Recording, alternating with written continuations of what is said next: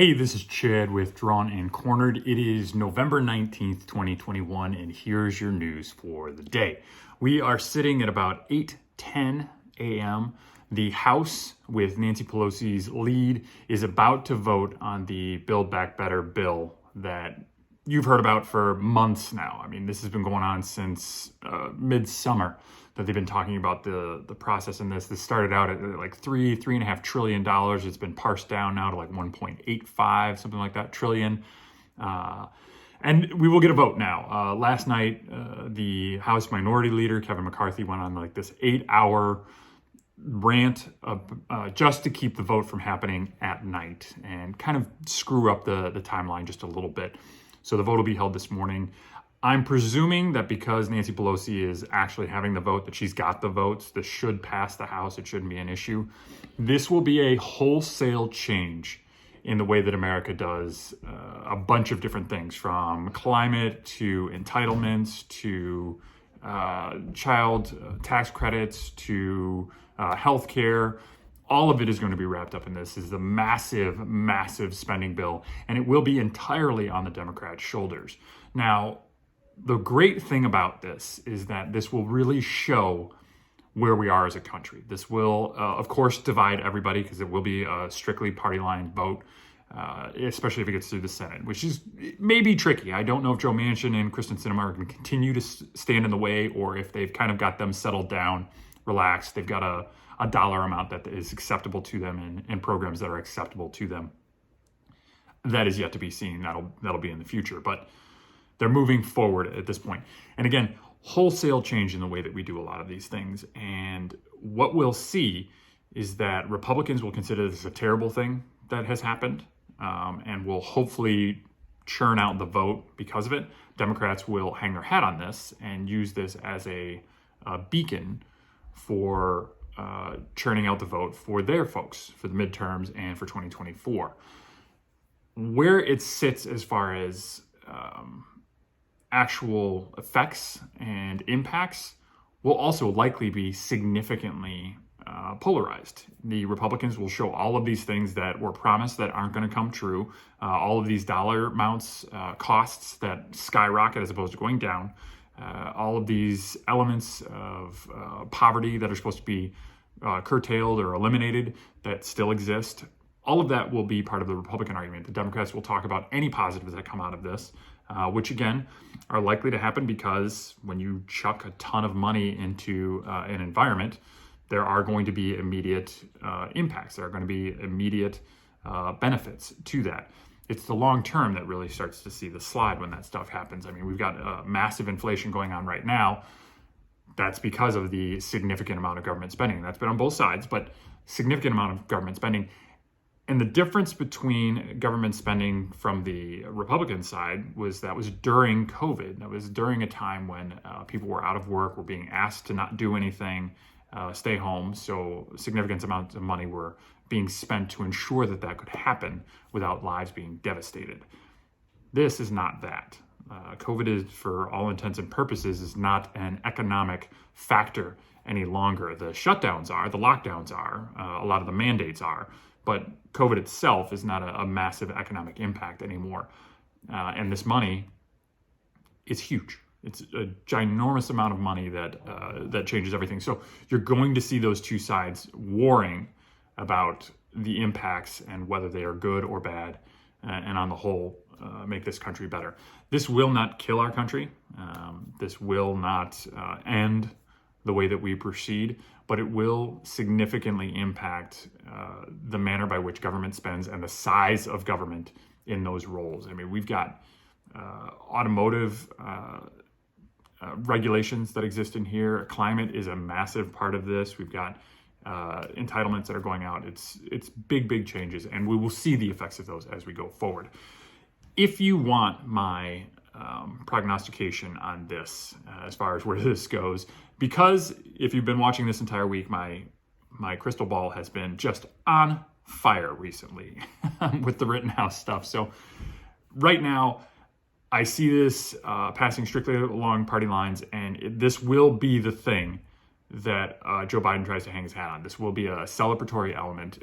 The impacts and the problems that we see from this will be long-term, but will be teased out immediately by Republicans. They will talk about all of the negatives that you will see. The SALT deduction for taxes is going to be a massive one, because it is a way for high tax states like California, New York, Illinois to hide some of those taxes from its constituency, which would likely be very upset about them if it wasn't for the SALT tax deductions, which allow you to pay taxes for the state first on whatever that income is, and then deduct that amount from what you're going to be paying in federal taxes.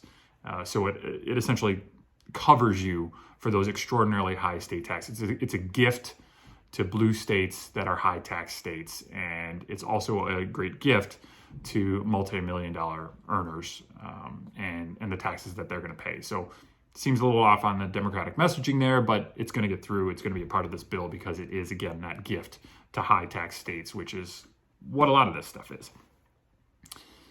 Rittenhouse. Speaking of Rittenhouse, this case has not gone the way that I thought it was. We saw a video yesterday, the drone footage that shows, without being biased, I think, I'm doing my best to control my bias on this.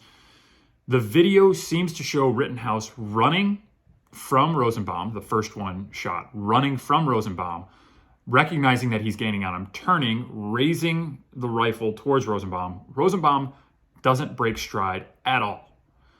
So Kyle turns around, continues to run. Next time he raises that rifle is to shoot. And this is supposed to be the prosecution's whole case here, is about how Kyle Rittenhouse incited that violence or incited that incident by raising that rifle, but he was already being chased. He was already losing that foot race.